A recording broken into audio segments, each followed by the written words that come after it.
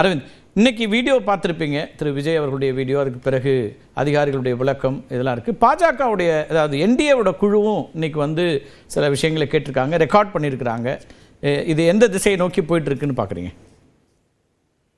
நீங்க முதல்ல விஜயோட வீடியோல இருந்து ஆரம்பிப்போம். விஜயோட வீடியோ வந்து ஒரு பெர்ஃபார்மராகவும் இருந்துச்சு, ஒரு பொலிட்டிஷியனாகவும் இருந்துச்சு. அவ்வளவுதான். அந்த வீடியோ நான் வந்து பெர்ஃபார்மர் பிளஸ் பொலிட்டிஷியனா அந்த ஆஸ்பெக்ட்ல தான் இந்த வீடியோ நான் டைசெக்ட் பண்றேன்.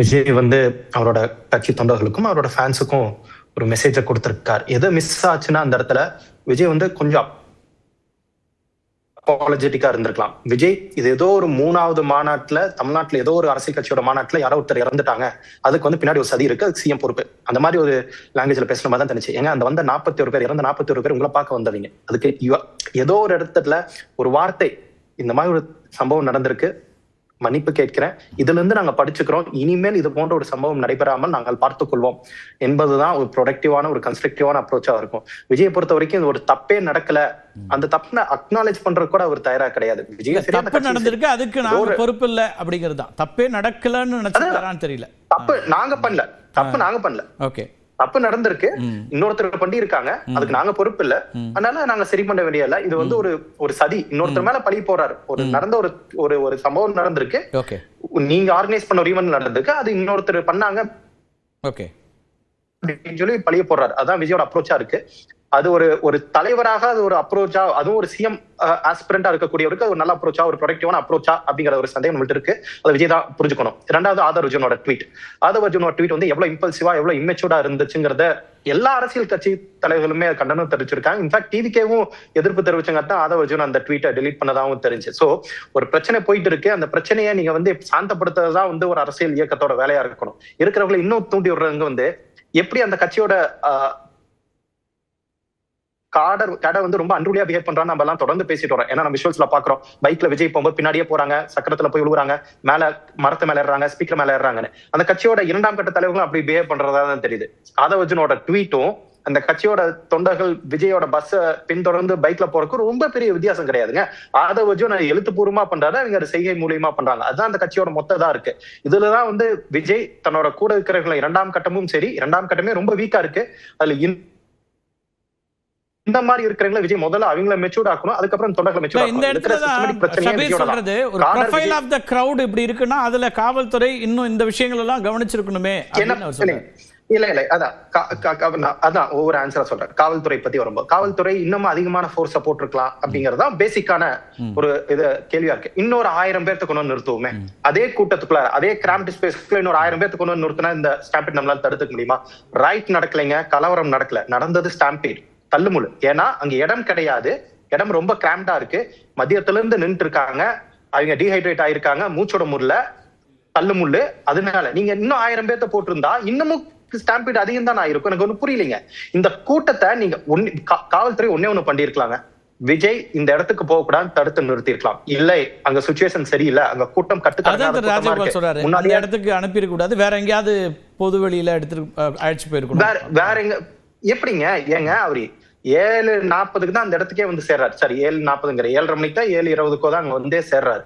நீங்க அங்கே வந்து ஒரு 20,000 பேர் அங்க முன்னாடியே பேக்டா நிக்கிறாங்க.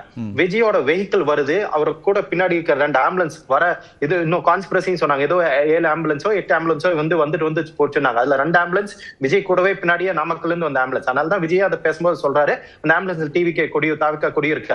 அந்த கான்ஸ்பிரசி அப்புறம் போய்க்கலாம். விஜய் இந்த இடத்துல போலீஸ் என்ன பண்ணிருக்க முடியும்? ஒன்னே தான் முடியும், விஜய் ஸ்டாப் பண்ணி நீங்க போயிருக்க கூடாதுன்னு சொல்லுவான். இன்ஃபேக்ட் அதையும் ஏடிஜிபி இன்னைக்கு பிரஸ் கான்ஃபரன்ஸ் சொல்றாரு, 50 மீட்டருக்கு முன்னாடி டிஎஸ்பி சொல்றாரு, சார் நீங்க இங்கே இருந்து பேசுங்க, நீங்க ரொம்ப பேக்டா இருக்கு, நீங்க இல்ல அதை எஸ்கலேட் பண்ணிருக்கணும்ன்றார் ஷபீர். டிஎஸ்பி லெவல்ல சொன்னா கேட்பாங்களா? அப்ப அதுக்கு மேல அதை எஸ்கலேட் பண்ணிருக்கணுமேங்கறாங்க. பெர்ஃபெக்ட், நம்ம எஸ்கலேட் பண்ணிக்கலாம். அங்க இருக்க அதை கேட்கக்கூடிய கிரவுட் இருக்கா, அதை கேட்கக்கூடிய மனநிலையில் விஜய் இருக்கிறாரா, அது கட்சி நிர்வாகிகள் இருக்காங்களா? இருந்திருந்தா விஜய் இந்த மாதிரி ஒரு அப்ரோச் எடுத்திருக்க மாட்டார். விஜய் ஒரு நான் பார்த்த விஜய் அந்த கரூர்ல பேச ஆரம்பிக்கும் போது 2 minutes into the speech Vijay வந்து காவலர்களுக்கு நன்றி தெரிவிக்கிறார். காவலர்கள் தான் என்னை வந்து பத்திரமா இந்த இடத்துக்கு கொண்டு வந்துட்டாங்க, அவங்க இல்லைன்னா வந்திருக்க முடியாங்க. So Vijay is acknowledging the role of police. நீங்க அதே விஜய் இந்த கான்ஸ்பிரசி தியரி எழுப்புறதா, விஜய் ஒருவேளை கரூர்ல என்ன நடந்துச்சுன்னு விஜய்க்கே தெரியாம போயிருச்சோங்கிற சந்தேகம் தான் எழுது. Okay, right. என்னோட ஸ்கிரீன் இங்க பிளாக் ஆயிருச்சுங்க, அதனால ஆடியோ கேக்குது. சோ அது ஒண்ணு. ரெண்டாவது, இந்த கான்ஸ்பிரசி தியரிஸ்க்கெல்லாம் சப்சிக்வெண்டா வந்து போலீஸ் இன்னைக்கு ஒரு தெளிவான விளக்கம் கொடுத்திருக்காங்க. நீ சொன்ன 5 பாயிண்ட்டுக்குமே ஒரு விளக்கம் கொடுத்திருக்காங்க. ஏன்னா இது ஒரு சிஸ்டமிக் ப்ராப்ளம். ஒண்ணு, விஜய்க்கு கட்சி மாவட்ட அளவுல கட்சி பலமாவே கிடையாதுங்க. கட்சியும் ஸ்ட்ரக்சராவும் வீக்கா இருக்கும்போது கேடரும் இந்த மாதிரி யாரு பேச்சும் கேட்க தயாரா இல்லங்கும் போது விஜய் இதைத்தான் முதல்ல பிக்ஸ் பண்ணணும். இதை பிக்ஸ் பண்றது விட்டுட்டு மத்தவங்க மேல பழி இன்னொருத்த மேல பண்ணா இன்னொரு கேள்வி நான் உங்கள்கிட்ட கேட்கிறேன். இது தாவேகா சார்பில் அழைச்சிருந்தாங்க, இந்த கேள்வி கேட்கணும். சோ இந்த மோட் ஆஃப் கேம்பெயின் உங்களுக்கு எடுபடல. உங்களால வந்து இந்த ரோட் ஷோ கேம்பெயின் உங்களால பண்ண முடியல, உங்களால கார்டரை உங்களால கண்ட்ரோலே பண்ண முடியல.